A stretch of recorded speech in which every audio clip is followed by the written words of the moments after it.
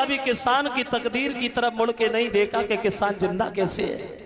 तो इंद्र इसलिए डर गया कहीं हमारी जो कुर्सी ना चली जाए, कहीं हमारी जो सीट ना निकल जाए। तो कामदेव से बोला, भैया कामदेव, नारद की आंखें तुम्हें खुलवानी है, कैसे खुलवाओगे जो तुम जानो। अब चला है कामदेव, जा नारद वर्षों से तपस्या में लीन है हिमालय पर्वत, अप्सराओं को साथ लेकर के पहुंच गया। और जब कामदेव अपनी माया दर्शाता है मां भक्तजनों, तो बीहड़ जंगल है, उस जंगल में उसने उपवन बना दिया, ग्रीष्म बसंत बना डाली। बड़े हरे भरे वृक्ष खड़े हो गए, उन वृक्षों पे भमरे फूलों पे गीत गाने लगे।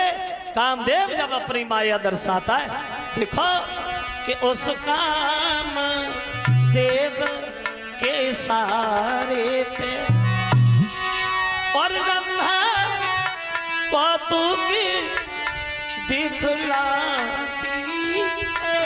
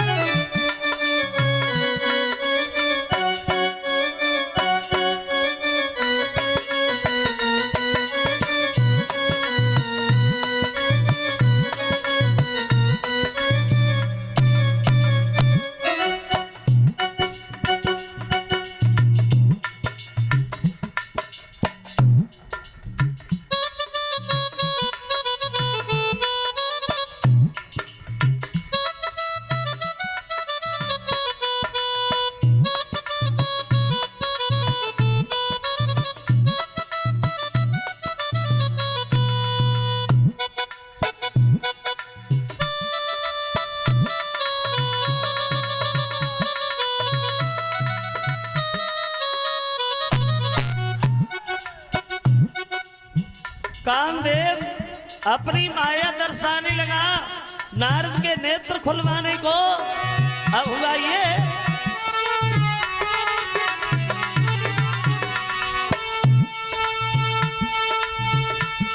उस कामदेव के इशारे पे रंभा कौतुक दिखलाती है।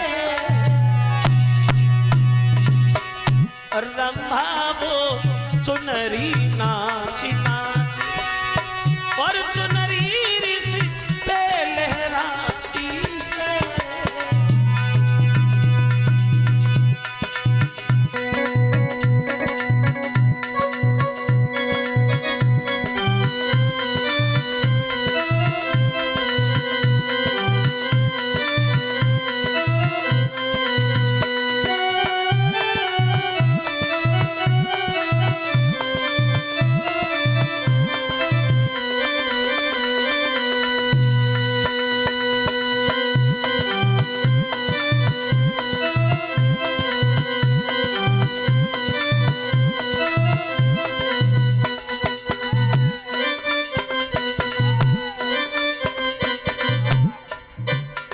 एड़ी से चोटी तक की ताकत झोंक दी कामदेव ने नारद के नेत्र खुलवाने का, लेकिन नारद पे कोई असर नहीं पड़ रहा, कोई फर्क नहीं पड़ रहा। बहुत अच्छा बनी।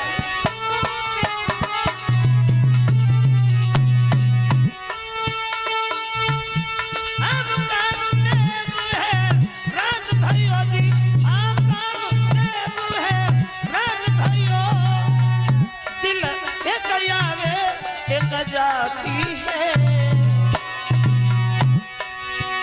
परबाल ब्रह्मचारी ऋषि पे नहीं बेस किसी की जाती है।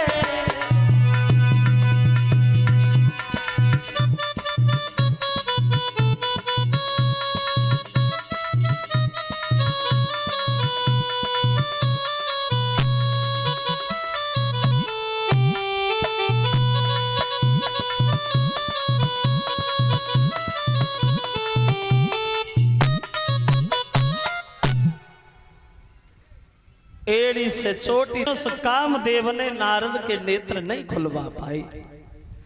जब नारद ने आंखें नहीं खोली तो कामदेव हार गया और दोनों हाथ जोड़ के खड़ा हो गया, माफ करना देवर्षि नारद, वैसे आज तक हमसे कोई जीत नहीं पाया मगर हम आपसे हारी गए। और हार तो गए और हम ये समझ भी गए कि तुम्हारे बराबर दुनिया में कोई महात्मा नहीं है, तुम्हारे बराबर कोई ब्रह्मचारी नहीं है। तो नारद की प्रशंसा करता हुआ कामदेव वहां से चला गया। अब जब नारद की इधर आंखें खुली तो नारद को अपने ऊपर घमंड हो गया और मन में सोच लगे, बाजी बाप, आज हमारे सामने कामदेव हार गया। मैंने वह काम किया जो दुनिया भर का कोई भी इंसान नहीं कर सका।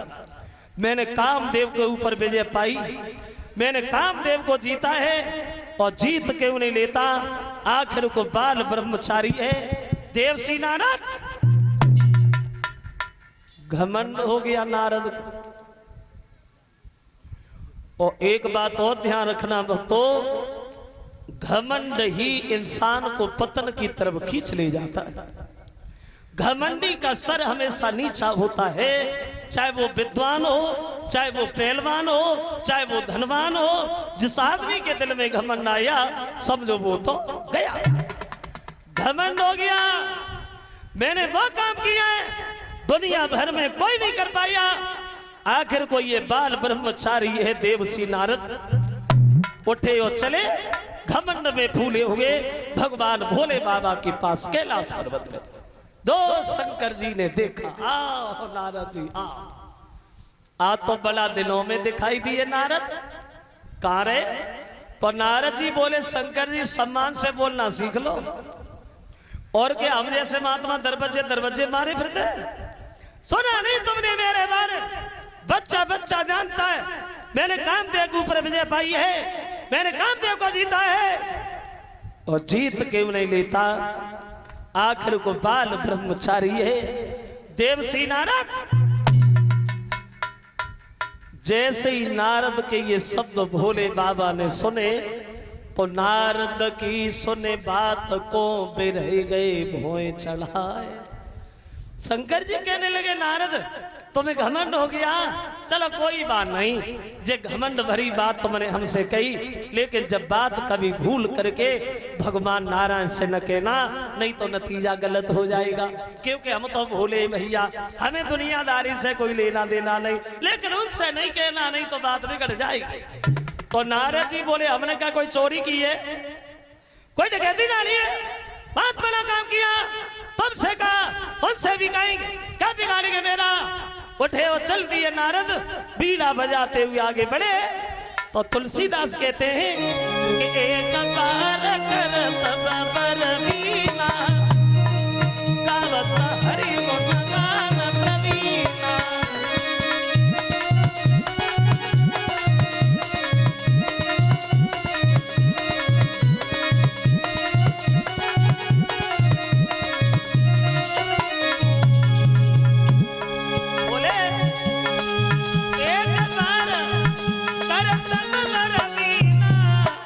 और गावत हरि गुण गान प्रवीणा, गावत हरि गुण।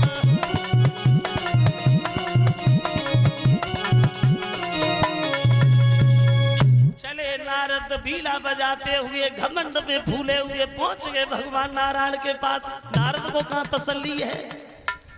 तो जब नारद को भगवान ने देखा तो हर्ष मिले उठी रमान के ता, और बैठे आसन ऋषि समेता हर्ष मिले। आइए बाबा जी बैठिए, पधारिए। आज तो बड़ा मगन दिखाई दे रहे हो नारद। भगवान पूछने लगे, क्या मिल गया तुम्हें? तो नारद जी बोले, प्रभु मिल गया। अरे क्या नहीं मिल गया, तुम्हारी ऐसी कृपा रही, जो कामदेव ने सब कुछ किया लेकिन मेरी आंखें नहीं खुलवा पाया। और खुलवा कैसे लेता, आखिर को बाल ब्रह्मचारी है। देवर्षि नारद देखिए, कहां शंकर जी ने ये मना किया था कि घमंड भरी बात कभी भगवान नारायण से न कहना, लेकिन नारद घमंड में इतना भूल गए जो भोले बाबा की कही हुई बात भूल गए और सारी मर्यादा की दीवारें ही भूल गए। वो नारद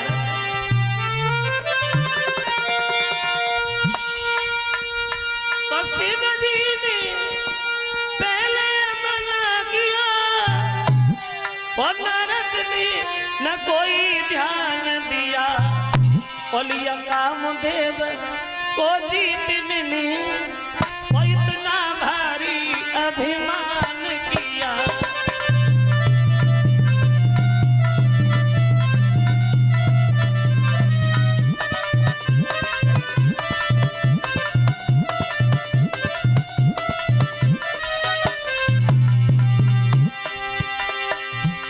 भूल गए नारद, घमंड में भूल गए नारद और भगवान से पढ़ाई करते हुए बोले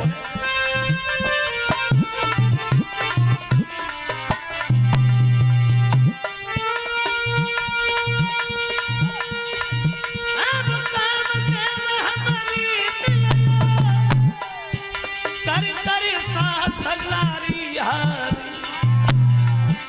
आखिर को क्षमा मांगी हमसे न मुझसा कोई ब्रह्मचारी।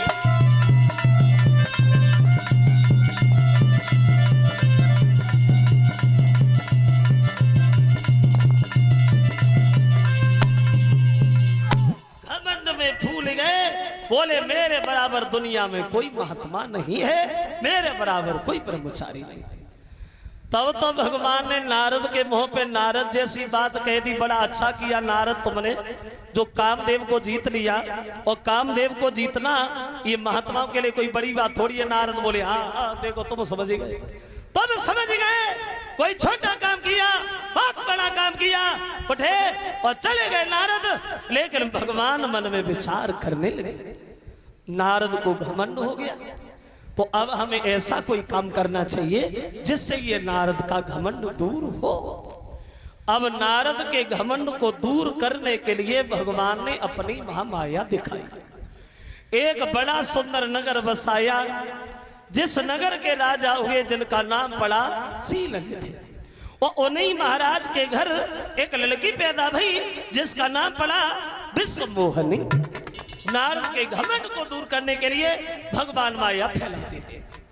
अब लड़की धीरे धीरे जवान हो गई, शादी के योग्य, तो शीलनिधि ने अपनी बेटी का किया स्वयंवर। क्या किया? स्वयंवर। लड़की अपने पति को स्वयं ही बरे। पहले के लड़का जो थे राजा देखने नहीं जाते थे, सबको अपने घर में ही बुलाते थे, और लड़की को जौन सा लड़का पसंद आता था उसी के जयमाला डाल देती थी, उसी से शादी हो जाती थी, बस हो गया स्वयंवर। और गंधर्व विवाह किसे कहते हैं? बोले गंधर्व विवाह उसे कहते हैं जिसे आजकल कहते हैं लव मैरिज, प्यार में शादी। उसे पहले गंधर्व विवाह कहा जाता था। तो शीलनिधि ने अपनी बेटी का किया स्वयंवर। उस स्वयंवर से ज्यादा नहीं, मात्र 2 दिन पहले नारद वहां से घूमते हुए निकले।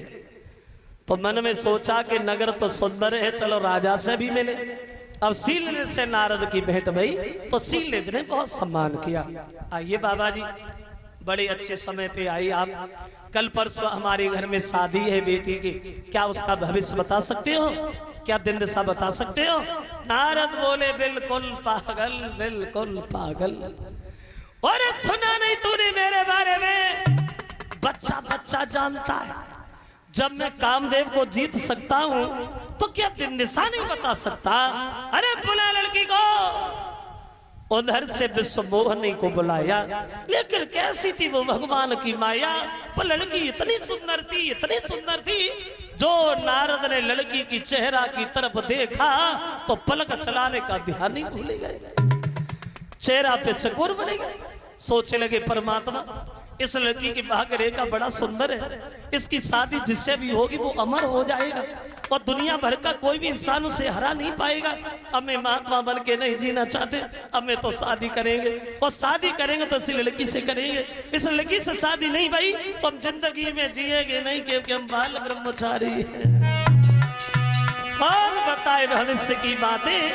अब नारद अपने ही भविष्य में खो गए वहां।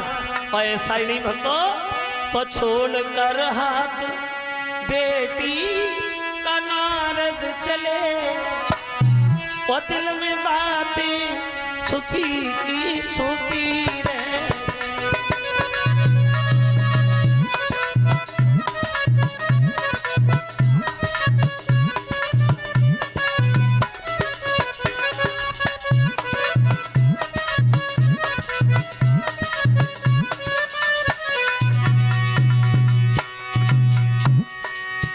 देखो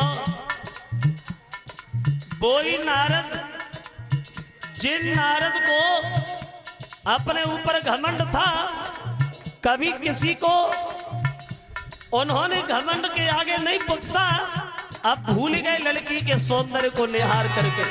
ऐसा ही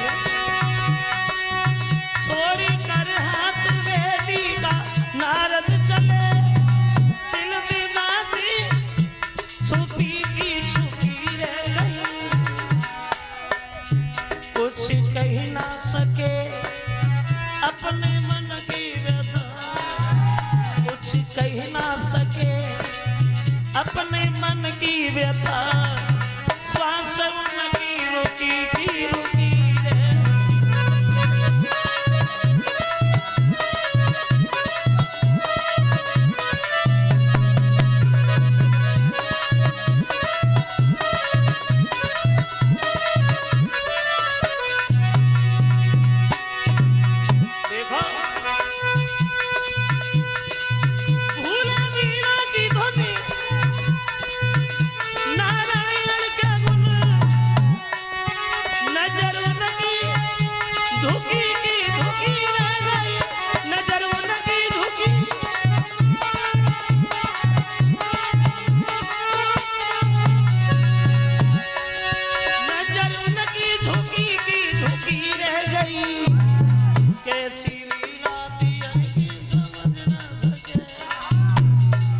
कैसी लीला थी हर की समझ ना सके, श्वास की रुकी रे।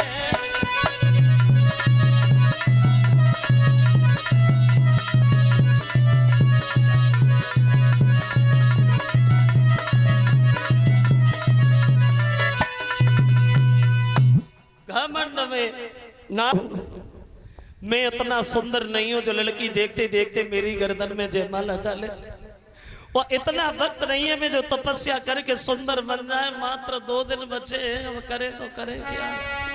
बड़े हैरान है नारद, लड़की के रूप को निहार करके दीवाने बन गए, और मन में विचार करते हैं अब दिन में पड़े न चैन, और रात को नींद न आती है।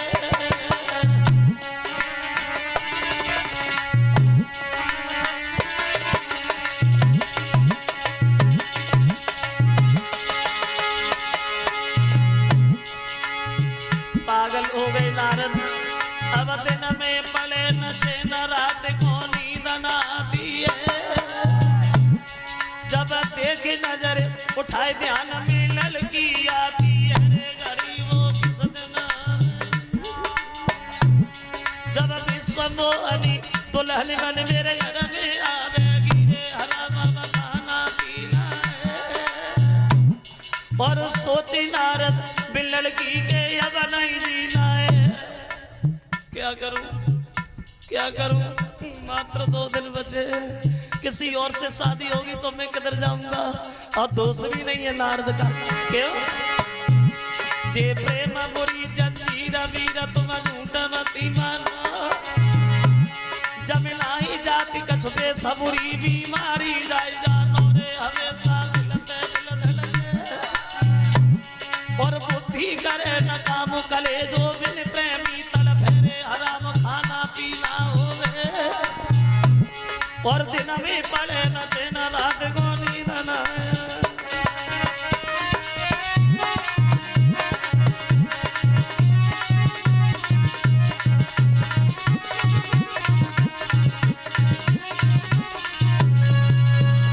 आज मेरा कैसे ध्यान कर लिया। तो नारद जी बोले प्रभु हम तो सुबह शाम आपके ही ध्यान में लगे रहते, आज ऐसा काम करो जो काम मेरे हित में हो। जय विधि हो नाथ हित मोरा, ऐसा काम कर दो जो काम मेरे थे। भगवान बोले वही होगा जो तुम कहोगे। नारद क्या करें? तो नारद जी बोले महाराज आप हमें सुंदर बना दीजिए।